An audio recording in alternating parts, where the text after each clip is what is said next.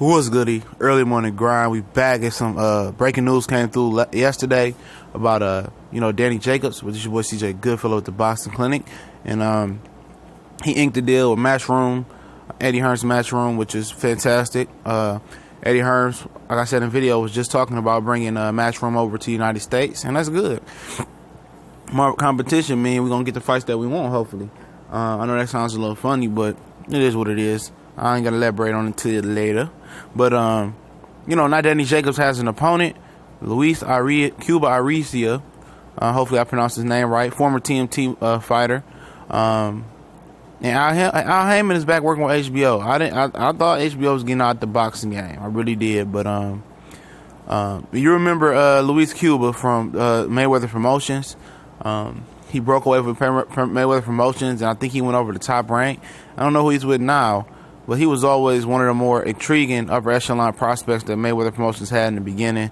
I did a video talking about this potential matchup already. I called this matchup be Danny Jacobs' next fight back in July.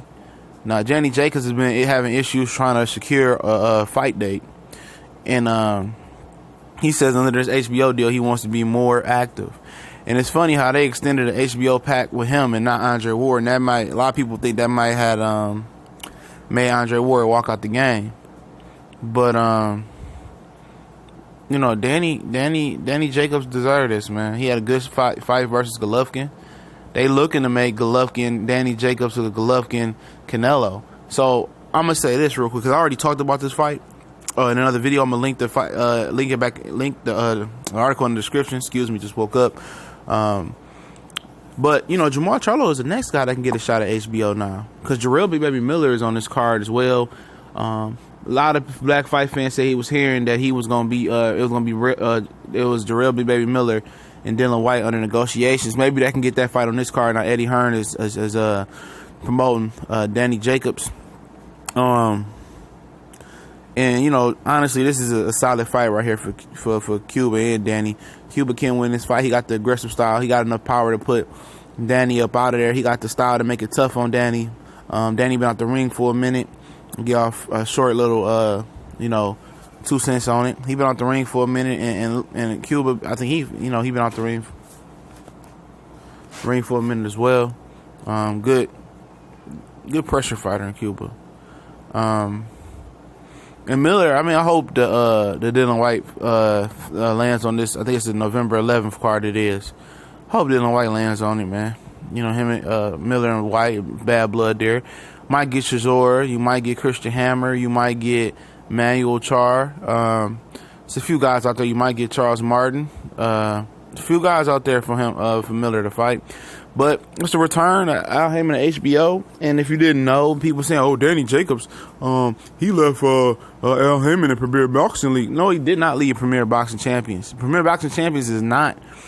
It's not a promotional company. A lot of people don't know shit what they talking about. They just love to hate on Al Haymon. He didn't lose Danny Jacobs. I knew when the deal was signed, Al Haymon was involved in the deal because Danny Jacobs loves Al Haymon.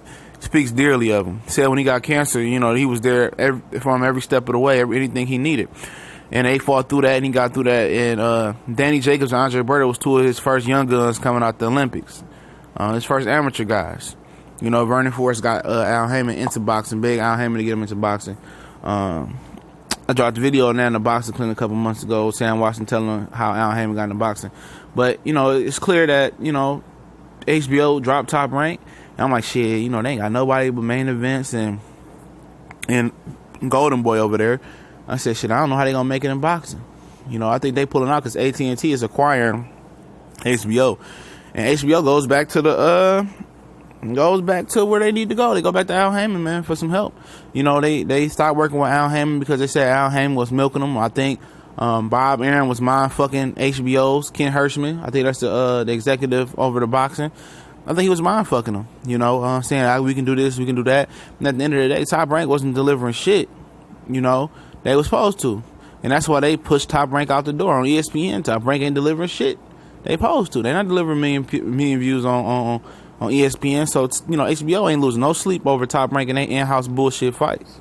They did try to acquire Pacquiao and Horn at the last minute, and Bob Arum said, "No, go fuck yourself." So now HBO likely going back with Al Haymon. Al Haymon actually helped orchestrate this deal. Like I said, people act like Eddie Hearn snatched it away from him. Eddie Hearn and Al Haymon worked good together. They was actually going to shut up a Mayweather Promotions versus Eddie Hearn's UK series over in the UK. This is a while back. And they work closely together, man. You know, if I was HBO, Showtime's executive, I would be worried a little bit. Steven Espinoza. Because if HBO goes back to Al Haymon, you know, it's not, it doesn't mean it's doomsday for Showtime or PBC. PBC is just like an umbrella. It's like a platform. You know, it's kind of like a league or whatever. But it's not a promotional company. Multiple promotional companies promote on PBC. Every time they fight, it's a new promotional company usually. You had Adrian Broner, Mayweather host one. You had Nilo DeBella host one. You had Jan Michael host one in Canada. You would have, you know, Richard Schaefer is hosting this the Fox PBC card with Santa Cruz and Adam Morris in 2 separate bouts. You have different promoters promoted though, you know, and that's why everybody likes to work with Al Haymon.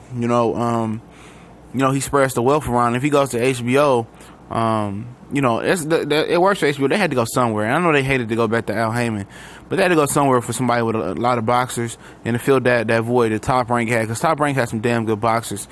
Just wasn't damn good fights. So now that, you know, now that pipeline is back open to Al Haymon, and I know people gonna say, well, he had Dominic Wade on there and Danny Jacobs fought on there. And yeah, Dominic Wade wasn't shit though. John Molina wasn't shit though. Felix Diaz wasn't shit though. Lower level guys. Now you get a caliber of a boxing star, Danny Jacobs, going over to HBO. Jamal Charlo can go over to HBO if he takes a fight worth the risk. You know, if they want to make Jamal Charlo and Danny Jacobs, when Jacobs beats, Charlo beats Jacob, Charlo can have an exclusive multi-fight deal with HBO. I think that's next to come. I think it's a couple guys on HBO that's gonna have a multi-fight deal, you know, with HBO. You know, that's from the Al Haymon thing. So I think it's more to come. I could be wrong, but I'm pretty sure if Danny Jacobs is the tip of the iceberg. I think guys like Keith Thurman, Earl Spence, I think HBO's going to host that fight. They might put the cash up for that. They might put the cash up for a Mikey Garcia fight and Linares fight. I think that's coming next too. So, man, the world, Al Haymon might be back in, or fully back in control.